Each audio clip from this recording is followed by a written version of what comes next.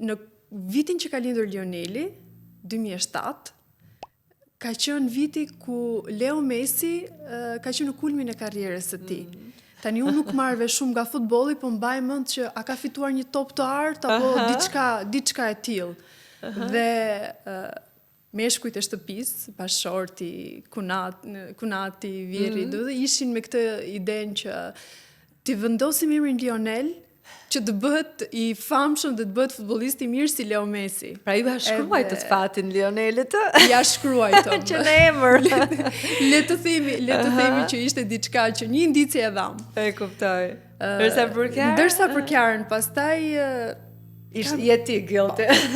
Pastaj për Kjarën jam unë.